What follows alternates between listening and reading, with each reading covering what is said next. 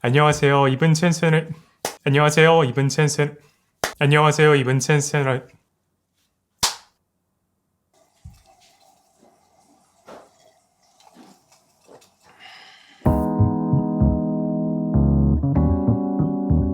안녕하세요. 이번 챈스에 오신 것을 환영합니다. 이번 에피소드에서 말씀드리고 싶은 주제는 중앙은행입니다. 무엇을 하는 곳인지, 그 역할을 수행해내기 위해 어떤 수단을 가지고 있는지, 마지막으로 왜 우리가 중앙은행과 그 역할에 대해서 이해해야 하는지에 대해 이야기해볼까 하는데요. 바로 영상 시작할게요.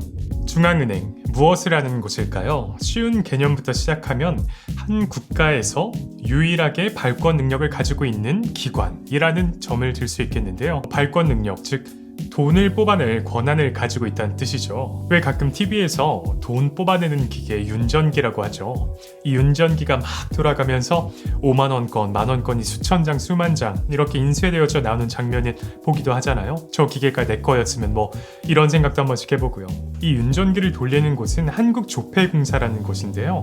여기에다가 돈을 얼마를 뽑아내 달라고 의뢰를 하는 곳, 즉 발권의 권한을 가지고 있는 곳이 한국의 중앙은행인 한국은행입니다. 사실 돈의 역사를 거슬러 올라가면 우리가 지금 사용하는 종이로 만들어진 지폐는 은행에 어떤 가치가 있는 물건, 예를 들어 금이나 은과 같은 귀금속을 맡기고 건네받는 일종의 지불 능력 증명서였어요. 무거운 귀금속을 일일이 짊어들고 다니는 대신에 은행에 금을 맡겨놓고 대신 지폐를 받아서 언제든 물건의 대금을 치를 필요가 있을 때에는 금 대신에 지폐를 건네주고 필요가 있으면 언제든지 은행에 가서 금이랑 바꾸세요 라는 하나의 약속이었던 거죠. 그런데 여기서 우리가 가만히 생각을 해보면 금이라는 건 눈으로 보면 막 번쩍번쩍하고 이빨로 이렇게 씹어보기도 하고 하면서 그 자리에서 확인이 어느 정도 가능한데, 이 지폐라는 지불 능력 증명서는 받는 사람 입장에서는 금에는 없는 두 가지의 리스크가 있다는 걸 알 수가 있는데요. 첫 번째는 이 지폐가 은행에서 발행한 진짜 지폐인지 아니면 가짜 지폐인지 하는 지폐 자체의 진위 여부입니다. 우리가 사용하는 지폐는 예로부터 항상 그 시대가 보유한 어떤 최첨단의 위조 방지 기술이 적용되기 마련인데요. 그 이유가 바로 이런 위폐 리스크를 최대한 줄이기 위해서죠. 다음으로 두 번째 리스크는 설령 받은 지폐 자체는 진짜라고 해도 그 지폐를 은행에 가져갔을 때 은행이 지불해 줄 수 있는 능력이 있느냐, 지폐를 받고 정말 나한테 금을 돌려줄 수 있느냐 하는 은행 자체가 가진 신용 리스크입니다. 과거에는 한 나라 안에서도 각 지역의 민간은행들이 각자 독자적으로 발권 능력을 가지고 지폐를 발행했던 적도 있었는데요. 올해 연초에 있었던 미국의 실리콘밸리 은행의 예만 봐도 그렇고, 우리가 지금까지 몇 번이고 경험해 왔듯이 은행이라는 기관도 방만한 경영을 했을 때는 언제든지 파산에 처할 수 있다. 그리고 실제로 파산한 사례도 얼마든지 있다. 그리고 만약 은행이 파산하게 되는 경우에는 그 은행에서 독자적으로 발행했던 지폐도 휴지 조각이 되어버렸었다는 거죠. 이처럼 지폐 그 자체의 진위 여부는 둘째치고 지폐를 발행한 은행 자체도 완전히 믿을 수가 없다 라는 불신이 자리 잡고 있는 한 사람들은 여전히 지폐보다 훨씬 무겁고 보관 비용도 훨씬 더 큰 금을 직접 주고받는 거래에서 완전히 벗어날 수가 없었습니다. 금은 한 번에 들고 다닐 수 있는 양에도 한계가 있기 때문에 무겁잖아요. 사람과 사람, 회사와 회사 사이의 거래의 규모 자체도 최대로 들고 다닐 수 있는 금의 양에 어떤 제약을 받을 수밖에 없었다는 얘기죠. 한 국가의 경제가 발전하고 규모가 점점 커져 나가기 위해서는 경제 주체 간의 거래가 그 거래의 규모에 상관없이 활발하게 또 자유롭게 이루어지는 게 필수인데요. 금을 직접 주고받는 거래보다 작고 가볍고 보관도 쉬운 지폐를 주고받는 거래로 우리가 넘어갈 필요가 있었다. 그리고 이러한 지폐 거래를 활성화시키기 위해서는 지폐 자체에 대한 신용도를 올려야만 했다. 따라서 언제든지 파산할 가능성이 있는 민간은행들에게서 발권 능력을 회수해서 한 나라에서 가장 파산할 가능성이 낮고 신용도가 높은 조직, 그쵸, 바로 국가 그 자체죠. 국가가 관리하는 중앙은행에 유일하게 발권 능력을 부여하자 해서 사람들이 지폐를 믿고 사용할 수 있게 하자 하는 것이 중앙은행이 생겨난 그 기원이라고 보시면 될 것 같습니다. 자, 그럼 중앙은행이 탄생한 배경에 이어서 오늘날의 중앙은행들이 갖는 역할에 대해서 한번 생각해 볼게요. 현대 많은 나라의 중앙은행들은 물가를 안정시키는 것, 이걸 가장 우선적인 역할로 갖는 경우가 일반적인데요. 각각 나라 사정에 따라 금융의 안정이나 고용의 안정과도 같은 추가적인 목표를 플러스 알파로 가지고 있는 경우도 물론 있습니다. 그런데 이런 목표들을 달성하기 위해서는 어떤 수단을 가지고 있어야 하잖아요. 그때 중앙은행들이 보유한 수단이 바로 통화정책입니다. 선진국 국가들 안에서도 중앙은행이 통화정책을 실제로 집행하는 데 있어서의 어떤 테크니컬한 세부 사항에는 꽤 차이가 있습니다. 하지만 비교적 큰 틀에서 대부분의 나라의 중앙은행들이 공유하는 대표적인 통화정책 수단 두 가지가 정책금리의 결정과 자산 매입을 통한 양적 완화입니다. 이런 통화정책 수단들은 사용하기에 따라서 국가 경제를 더 활성화시키고 진작시키는, 마치 자동차의 엑셀을 밟는 것과 같은 효과를 낼 수도 있고요. 반대로 과열된 경기를 진정시키는 브레이크를 밟는 것과 같은 효과를 낼 수도 있는데요. 조금 더 자세히 설명할게요. 먼저 정책금리에 대해 생각해 볼게요.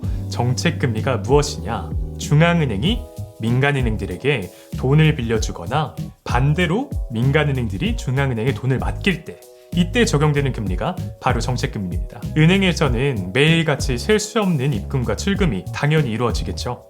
보통 자금부라고 불리우는 부서에서 이러한 들어올 돈과 나갈 돈, 또는 긴급 시에 필요해질 수 있는 돈 등을 다 고려해서 그날의 자금을 관리하는데요. 당연히 그날 얼마가 들어오고 얼마가 나갈지 정확히 예측할 수가 없기 때문에 어떤 날은 돈이 부족해지기도 하고 또 어떤 날은 당연히 돈이 남기도 합니다. 이때 돈이 남는 은행이 돈이 부족한 은행에 딱 하루 동안 자금을 융통하는 행위를 하룻밤이라는 의미를 담아서 오버나잇으로 돈을 빌려준다고 표현하는데요. 이처럼 은행과 개인 또는 은행과 회사 간의 거래가 아니라 은행과 은행 사이의 자금 거래가 일어나는 시장, 당연히 하룻밤짜리 거래만 있는 건 아니고요. 일주일이나 조금 더 기간이 긴 거래도 있습니다만 어쨌든 이러한 거래들이 일어나는 시장을 은행 간의 시장이라고 해서 인터뱅크 마켓이라고 하고요. 아까 말씀드린 정책금리가 바로 이 인터뱅크 마켓의 거래에 직접적인 영향을 미친다는 거죠. 예를 들어볼까요? 한국은행이 정책금리를 2%에서 3%로 올리는 결정을 했다고 생각해 봅시다. A라는 은행은 오늘 당장 필요한 은행이에요. 그리고 B라는 은행은 오늘 마침 여유 자금이 있고요. 돈이 부족한 A은행이 B은행에게 전화를 해서 물어보는 거죠. 저 혹시 오늘 하루 동안 100억 원만 빌릴 수 있겠습니까? 금리는 2% 쳐드릴게요. 이때의 2%라는 금리는 오버나잇, 딱 하루 동안만 적용되는 금리이기 때문에 100억 원의 2%를 360으로 나눈 값. 여기서 참고로 360으로 나누느냐 365로 나누느냐 하는 것은 시장 관습, 마켓 컨벤션이라고 부르는데요.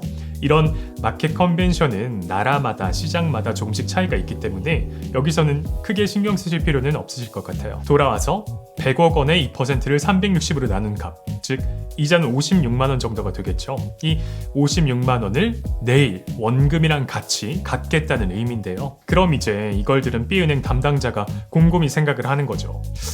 2%를 쳐주겠다고? 아니 한국은행이 자기들한테 맡기면 오버나잇 금리 3% 쳐준다고 정책금리 올렸는데 이자로 치면 83만 원 주겠다는 얘긴데, 아니 내가 왜 2%에? 감이 오시죠? 돈이 부족한 A은행은 아무리 낮아도 최소한 3% 또는 그보다 더 높은 금리를 내지 않으면 시중은행에서 돈을 빌려올 수가 없습니다. 반대의 경우도 생각해 볼까요? 이번에는 돈이 남는 B은행이 A은행에 먼저 전화를 했다고 할게요. 오늘 자금 딸리신다면서요.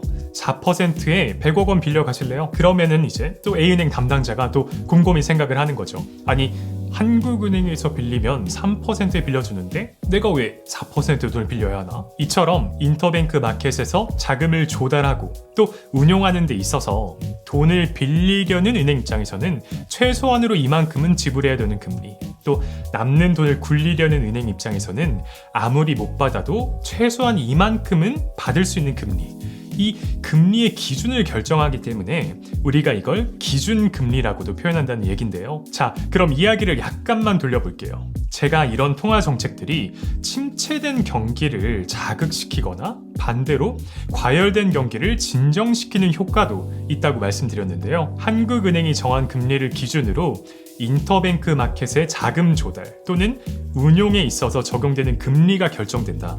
이걸 전제로 한번 생각해 볼게요. 만약 한국은행이 정책 금리를 높였다.